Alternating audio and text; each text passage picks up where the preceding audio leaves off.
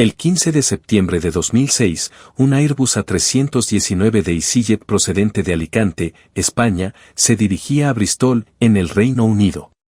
Sin embargo, aproximadamente 85 minutos después del despegue, sobre el norte de Francia, todos los sistemas eléctricos y de comunicación del avión fallaron repentinamente, lo que hizo que los pilotos tuvieran que controlar la aeronave manualmente. No sabían que su aeronave estaba en curso de colisión con otra aeronave sin medios de comunicación con el mundo exterior. Estarían a 19 segundos de un desastre seguro. Esta es la historia del vuelo 674 de EasyJet. El vuelo 6074 de EasyJet de Alicante, España a Bristol, en el Reino Unido, el 15 de septiembre de 2006, era un viaje rutinario realizado regularmente por turistas que deseaban un cambio de clima y paisaje. Era el final del verano, por lo que la mayoría de los pasajeros a bordo del vuelo eran británicos y regresaban a casa de sus vacaciones en un corto viaje de 2 horas y media. El Airbus A319 tenía un total de 138 pasajeros, así como 6 miembros de la tripulación, incluido un capitán de 42 años que, aunque tenía experiencia con un total de 9.000 vuelos, horas apenas tenía experiencia en el A319 con menos de 400 horas en su haber, lo mismo para su primer oficial que tenía alrededor de 500 horas de vuelo de la aeronave. El avión que se estaba utilizando era un Airbus A321 19100 que EasyJet había comprado recientemente para reemplazar sus viejos Boeing 737. Tuvo su primer vuelo en febrero de ese año y había registrado poco menos de 2.000 horas de vuelo en total, incluido un vuelo importante que ocurrió justo antes del vuelo 6074. Este vuelo había ocurrido más temprano ese día desde el aeropuerto de Londres Luton en camino a Alicante. Durante el viaje hubo un problema donde los pilotos recibieron un mensaje de falla sobre la primera unidad de control del generador eléctrico en el ECAM del avión. Sin embargo, pudieron completar el vuelo de manera segura. Después de llegar a Alicante, el capitán del vuelo informó a la tripulación del vuelo 6074 sobre el problema con el generador que era alimentado por el motor izquierdo. Informó a la tripulación que tenía que apagarse con la unidad de potencia auxiliar o APU activado para completar el vuelo, pero como el viaje de regreso al Reino Unido era corto, podría completarse según las disposiciones de la lista de equipo mínimo o ML, que permitía continuar con un solo generador eléctrico no funcional. La tripulación de vuelo estaba, por lo tanto, muy al tanto del problema con la unidad de control del generador eléctrico del lado izquierdo. A las 9:26 de la mañana, el avión, alineado en la pista, despegó y ascendió a su altitud de crucero de 32.000 pies. Sin embargo, la tripulación de vuelo desconocía la gravedad de la situación. Después de casi 90 minutos sin incidentes, los pilotos del vuelo 674 oyeron un fuerte golpe repentino con el avión sobre la región de N en Francia. Esto fue seguido por la desconexión de los sistemas de visualización del capitán y la desconexión del piloto automático. El primer oficial aún tenía sus instrumentos funcionando, por lo que el control de vuelo le fue entregado temporalmente. Sin embargo, tuvo que pilotar manualmente el avión, desviando toda su atención mientras el capitán buscaba la fuente del mal funcionamiento. El panel de radio también se había desconectado, por lo que no pudieron comunicarse con el control de tráfico aéreo. Preocupantemente, el vuelo 6074 había perdido la comunicación con el mundo exterior.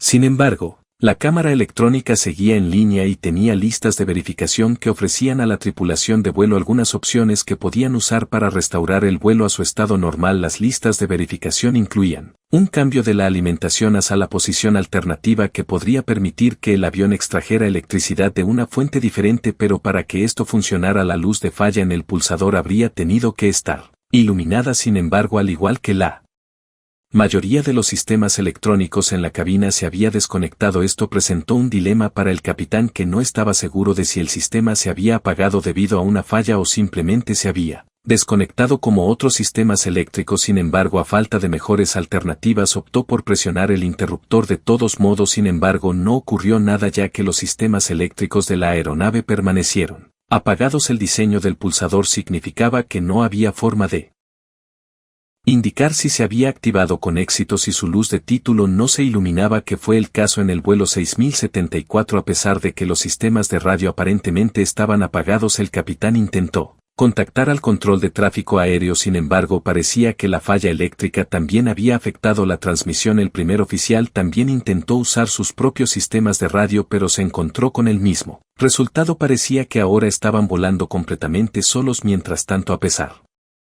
de algunos problemas eléctricos externos fallos, los pasajeros en la cabina no habían sido conscientes de los eventos, pero no fue difícil de notar para el controlador en el centro de control del área del pecho que de repente perdió la pista del vuelo 6074. Intentaron comunicarse con la tripulación de vuelo varias veces utilizando múltiples medios, pero no pudieron alcanzarlos en ese momento. La aprensión debe haberse apoderado de ellos, temiendo lo peor para el vuelo 6074. Sin embargo, a medida que se desarrollan los eventos, se dieron cuenta de que sus preocupaciones no eran exclusivas del vuelo 6074. Volviendo a su radar, el controlador de tráfico aéreo se dio cuenta de algo horrible. La ruta en la que había estado el vuelo 6074 antes de desconectarse estaba en un curso de colisión potencial con la ruta de otra aeronave, un Boeing 7 de American Airlines. Se movió apresuradamente para comunicarse con la tripulación del vuelo 63 de American Airlines y preguntó si podían ver el avión de EasyJet en su sistema de colisión y prevención de tráfico o pantalla TCAS, que habría alertado a su tripulación de vuelo si este fuera el caso. Sin embargo, para que sonaran las advertencias TCAS, ambas aeronaves habrían necesitado que sus sistemas de prevención estuvieran activados, pero como el vuelo 674 había sufrido una falla eléctrica, esto no fue posible. La tripulación del vuelo 63 de American Airlines comenzó a buscar manualmente en el horizonte el avión de EasyJet. Con cada minuto que pasaba, la situación se volvió más drástica a medida que ambos aviones se acercaban cada vez más. El controlador intentó evaluar la situación para determinar el curso de acción óptimo para evitar una colisión potencialmente catastrófica entre ambos aviones. Sin embargo, como no pudo recibir ningún vector del vuelo 6074, fue difícil dar órdenes al vuelo de American Airlines, ya que no tenía muchas opciones. Decidió pedirle al vuelo de American Airlines que descendiera a 31.000 pies, pero ¿sería esto suficiente para evitar una colisión? A pesar de ser el que tenía más información sobre el vuelo 6074, el controlador decidió hacerse a un lado para su colega para un cambio de turno y les informó tanto como pudo.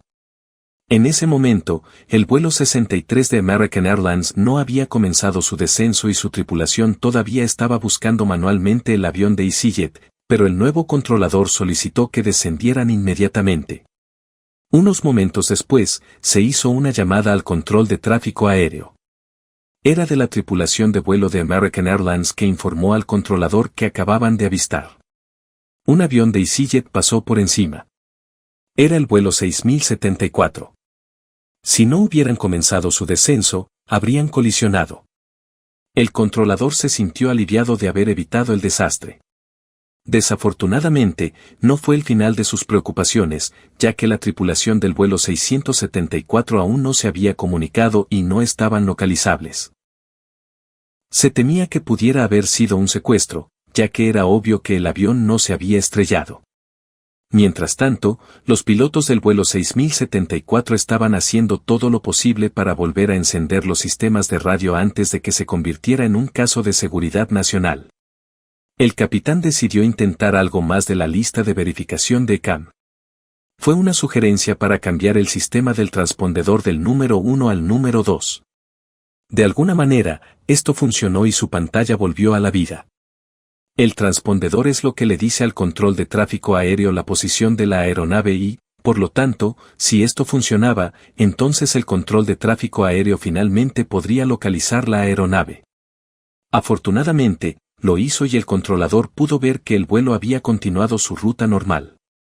Sin embargo, los sistemas de radio en el vuelo 6074 todavía estaban fuera de servicio.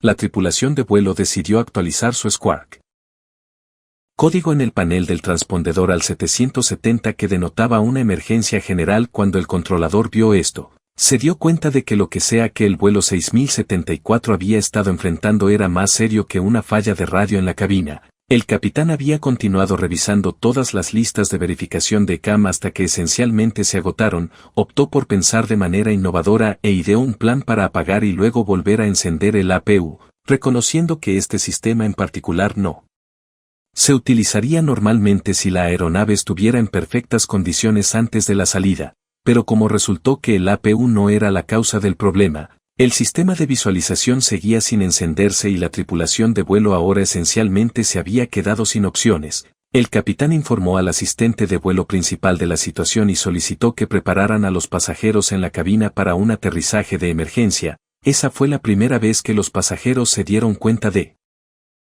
la situación en la cabina. Los pilotos estaban deliberando sobre si continuar hasta Bristol o desviar el vuelo a un aeropuerto cercano. Un desvío sería difícil de lograr sin sistemas de radio en funcionamiento, ya que tal movimiento podría haber sido interpretado de muchas maneras por esos políticos.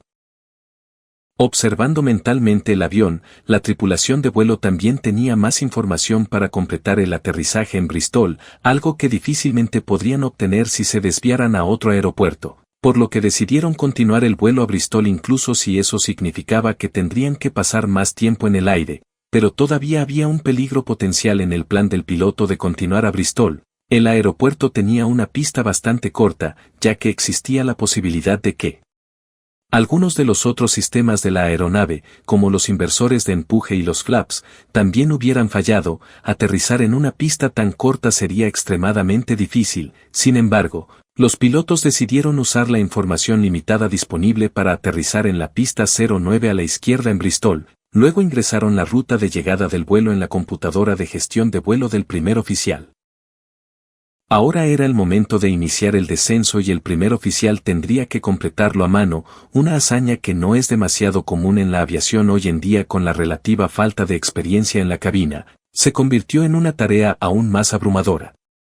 En ese momento, los controladores en Londres que habían estado rastreando la aeronave informaron al control de tráfico aéreo de Bristol sobre su descenso y la situación en torno a la comunicación, etc. Los controladores de Bristol declararon una emergencia total en el incendio del aeropuerto y los servicios de emergencia se apresuraron a la pista de regreso en el vuelo 674. La tripulación de vuelo probó los flaps de la aeronave para ver si funcionaban antes de acercarse demasiado al suelo para su alegría. Los flaps se desplegaron con éxito. Aterrizar el vuelo 6074 ahora parecía una tarea rutinaria nuevamente, ya que poder extender adecuadamente los flaps habría hecho que la aeronave pudiera detenerse en la pista de Bristol, independientemente de su longitud. Sin embargo, quedaba una tarea crucial: verificar el tren de aterrizaje, posiblemente el componente más vital para un aterrizaje exitoso.